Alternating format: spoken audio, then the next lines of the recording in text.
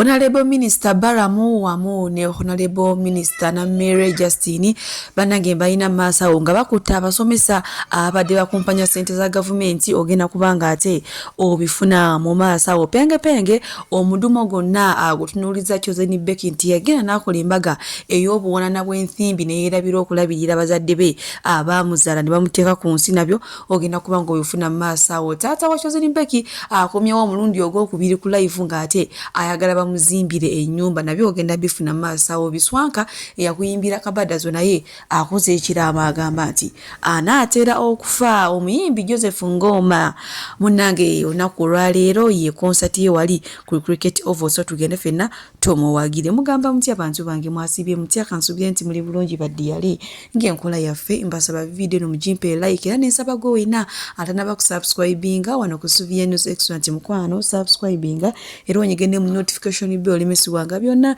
byemba nteekayo wano ku Suvia News Extra. Nyoge kusabirako mu wena abrade abakosefu ntusabikisa kya Mukama ate kibatuukeko ba mikwano munange. Joseph Ngoma banange buyimba bungi bweyayimba ekyamazima wulize nyimba z'ono omusajja Joseph Ngoma n'okaaba weka nga tewali akukubye ate ne weesirisa weka nga tewali akugambye sirika kwegamba ayina ensengeka gye yasengekanga ebigambo ng'ekyamazima oba oli muntu mukulu oba oli mukadde oba oli muvubuka nga bikukwatako. So banange nyogero bajokiza nti lunaku lwaleero wali ku Cricket Oval emiryango gyaguddwawo dda, so mujje tugende tuwagire omusajja ayagala okukaabakaaba ayagala okulajalira Katonda mulajalire lunaku lwaleero. Naye nga bwenkuzaako eno ewa Rasta Bebe Cool munene ono nno yagulidde mukyala weezo wena ennyumba awo ebwebajja saidi zeno entebe era nga yagiguze akadde kamu akadoola. Munange omukyala bw'atyo bw'avuddeyo wena bakiri ne yebaza Allah agambe thank you Allah, thank you mwami Sali Bebe Cool munene kwegamba yenjogere kindekeki yagimugulidde Rasta oyo gwolaba soba naye Zwina yasuze masanyu gokka bannange nenga buli mukazi yenna kyaba ayagala ekyo omwami okumulaga nti omuli ku mutima. Monange sikulwise era nga nkubuze buteevu watata wa Chosen Becky ono yazza amazeeko Chosen Becky naye mukwano wenyweze y'omusajja agenda taata wa agenda kuswaza bonga abantu babyogedde sinze obulambije kubanga omudumo gonna bagutunuliza Chosen Becky. Omusajja ayina abaana abalala waliwo ali mu America waliwo ali e Canada waliwo n'omulala yayimba waliwo omulala awo ne Chosen Becky n'omudumo gonna mugoziza mu Chosen Becky. Kati noona kolejo yazze ku live nga yagala sente z'okumukolera ennyumba ye erabikira ddala bubi ye nga ye yabyogedde wali ku live kale kipi kyakivuddeko bana yengena kubanga mbateerako ate naye mwewulireko twetaaga okugiwa enkokoto n'okugiggala oba ne plaster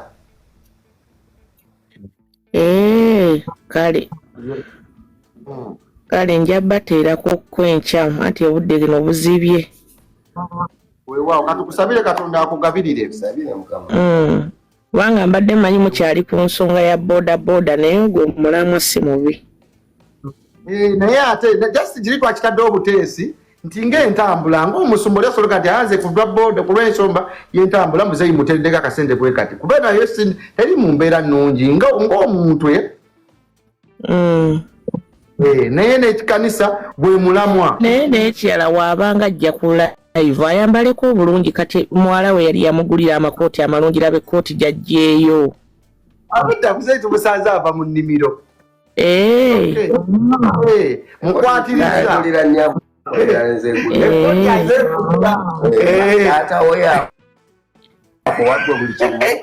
muzeeyi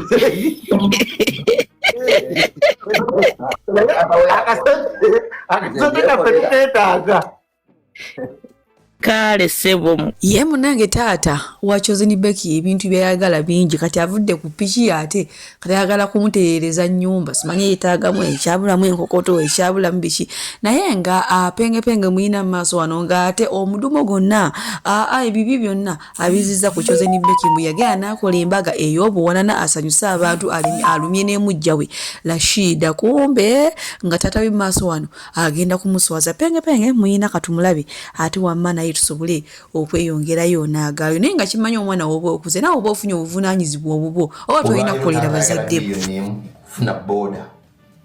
kufuna just boda abeko kiyeko lyo bavuga boda myaka emikadde oba kuvugira ko bibalabi ayagala just million emu kati million emu osubira seka jajirina mu nsawo omwana akwata sente zeyimba mu kaliya ye yonna sente zonna ziyakola mu kaliya ye yonna watu sini beki yamalanga ebiseera nga emuyimbi asinga okuyimba ku mikolo yaspendinga roughly nga buwulidde million roughly zigenda mu bina okuwasa omusajja naye ng'ekigendererwa kukyaza bagenyi bamukubira nduulu ekigendererwa kunyiiza abadde taata w'omwana jjukira nguza ne ku mikolo Joseni Beki yakwata abaana b'omusajja n'abagamba nti nno afunye caring dad naye nga bino byonna twabagambanga yali script Joseni Beki yawasiza omuvubuka ne twanexet yalina okunyiiza bbaawe Amiri yali yamuzaalamu abaana nga waafunye taata yagala ennyo abaana yakwasa abaana ebipande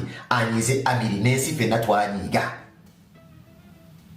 naye olwaleero luno Amiri alina restaurant esinga okukola akulaakulanye alina restaurant esinga okukula obuyaviira omuwala ono Amiri azimbye kalina goloofa Amiri ovu yava ku mukazi oyo afunye kalina goloofa eyali agala okulumya Amiri notusanyusa ofuna Facebook likes ne TikTok tumukubira enduulu nti nno bamwanjudde taata banange naye taata naye ajja n'asaba obuyambi ng'ate akimanyi muwala we munnange naye ku social media kwajja 10 naye ayina banange enyiiza gyakunyiiza mba mukizo ni Beki olunaku lwo ginamulabyawo ng'akoze akatambi nga yena munyiivu byansusso naye nga bwenfuzaako eno ewa Kabadazi oba Biswanka eyagaana okulabirira omwana munnange muyina maaso awo ng'akola ekiraamo akoze ekiraamo naye agambye mbona omwana ono si wuwe agambye nti wanaafa ayagala bamale wiiki nnamba nga bakuba ennyimba ze omuli ne Kabadazi bingi byayogedde awo natayagala kulabirira baana kamubateereko ate tusobole okweyongerayo wamaana ga leero obulamu nina butono ku nsi kibeere ng'ekiraamu bakyali banga basinga ndowooza be ba Galaxy Yesu wama munyambanga ne mukuzanga the Dracula week Biswanka Heaven Music wiki mwenfiira mweno oyo omuwala mwana nzitira yadde omwana kyazuuse nti si wange munkubiranga wamu obuyimba bwange bwonna mujja kukeberayo neze mutamanyi mujja zikebera oshegeera mujja zikebera nga nfudde oshegeera muzikubenga the Dracula week Biswanka Heaven Music kuba nze naatera ofa so muzikubenga bakyali banga ba Galaxy mwana mubagamba wandi Biswanka yabagamba mukuzanga the legendary week the Dracula week Biswanka Heaven Music wiki mwenfiira just Suvi Airport Pickup and Transport Service bakasitoma bafe abalungi nyongera okubajjukiza nti emiwendo gyo twagisaliddeko ddala nga woolabaawo ate nsiiba nti bagamba nti bookinga Suvi Airport Pickup and Transport Service mukwano nze siseererako ddala oyagala kugenda mu kyalo oyagala kukima mu kyalo oyagala genda ku pate oyagala genda ku birthday oyagala kulya ku zizo kiki oyagala okulya oyagala kunona ku kisaawe oyagala kutwala ku kisaawe bookinga Suvi Airport Pickup and Transport Service ate badiyale wojja nongamba munange byadala Suvi sente zonna zirabye naye ekyamazima siziwezaawo nja kusalirako oba okitegeera kati so gwe wenna atanaba ku bookinga Suvi Airport Pickup and Transport Service onongojja n'akusalira nako olinze ekimukwano bookinga Suvi tweyongere Munange bwe tweyongerayo ewa Honorable Minister Balamu wamu ne Honorable Justin Namere bano no munange omulimu ogwabaweebwa go bagukwasizza bukwakku kati tebakyagala bintu byakufuutiika bintu ntukubizaabuza byanguzi nedda era kati naku zino Honorable Balamu mukambwe muzibu nno alina gye yagenze kusomera eyo mmwe abasomesa aba headmaster abakompanya sente za gavumenti kawedde mudda kubanga eno gye yagenze babaze mwana ku mwana balawo ba sente za gavumenti zeewa ddala kituufu zigendera mu mikono mituufu era gye byafundikidde nga abasomesa abamu babasibye babatutte ku poliisi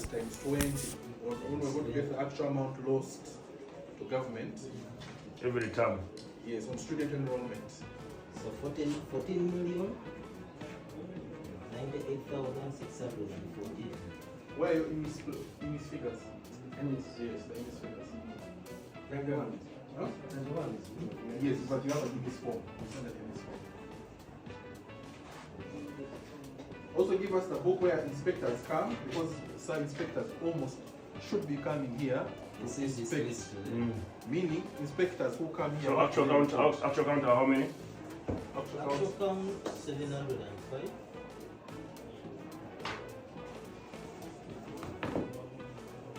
Minus 1,352.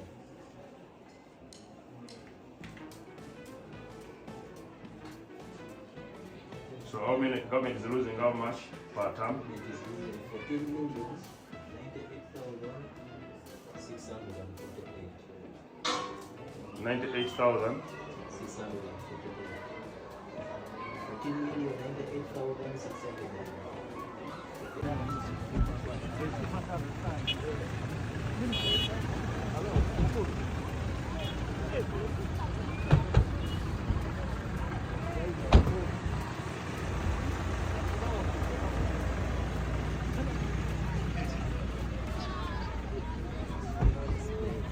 naye era nga bwe nkuzzaako eno ewa Rose Abraham ono nno avuddeyo ne yeebaza Honorable Minister Balamu olw'ekino kyali mu kukola kubanga naye agamba amasomero gabadde gasusse bagoba abaana bekwasiriza obuntu obutaliimu n'ebirala naye ngena kubanga mbalekerako era nze mu kaseera kano kambasibwire wano Mukama abampeere kyonna kyemusinga okwagala gwe wenna ayagala Suvi News Extra.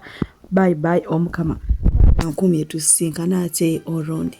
To thank the Honorable Minister, Honorable Balaam Balgahara Pierre Man, for an initiative you've taken to get out of office and go inspect at least the particulars and the circumference of your work outside office. Something that has been lacking, and that's what we've been agitating for, that let people get out of office. Let them go see what exactly is entailed within their ministries and line of work. I want to recommend you, Honorable Minister, for that. I want to thank Ajene Muke for nurturing you. I highly believe those are the kind of leaders that should surround Jene Muke. Thank you so much, Honorable Balaam. However, I encourage you as well to visit toilets, dormitories, teachers' quarters, staff rooms, and see exactly where our parents, our children, our teachers, beloved teachers, where they also go for easing themselves. You're going to be mesmerized by exactly the state of at least toilets, latrines, or even urinals of these schools. We've been modeling, showing how a modern toilet for all schools should be, and it's under construction, and we implore you, General, and even the entire public and Uncle Balaam, to come and see what toilets should be like for schools. Should we say that our predecessors have not been seeing what exactly is needed? There is no need of letting children study in a filthy and something untidy, unhealthy. For our learners, you basically cannot benefit. Abalungi abatuuliriza era abatulaba olunaku olwaleero tuchaddeko ewa Sheikh Ashraf Dembe. Sebo sanyusa okubalaba amannya agange Seeka Ashraf Dembe akola ku bizibu by'enjawulo. Omuntu singa aba alina ebirwadde musomereddwa tumuwa amazzi ga lukuya nga bw'obadde ogalaba tugenda abantu ku kyoto ne twokya emizimu emibi egibabaamu n'okulomba edduwa. Abantu singa abeera ng'ali wano atuuse sobola okumulombera edduwa ne waba atatuuse nga mpadde amannya ge naye ng'ali wala. Enamba yange yeno eri 0707763711. Namwe bannyinaffe abali ebweru oyagala okuba nti oyagala okulombera ku dduwa ng'olina ebizibu viza zibuze amaka gakolongotana sente zikola zimpita mu ngalo ojja kumpeereza ekifaananyi kyo n'amannya go ebyo byokka bijja kummala nja kukulombera edduwa ojja kutereera. Olunaku olusembayo mu mwezi mba n'edduwa eyawamu ffenna n'abalwadde bange abakadde n'abapya. Salaamu alaikum warahmatullahi wabarakatuh.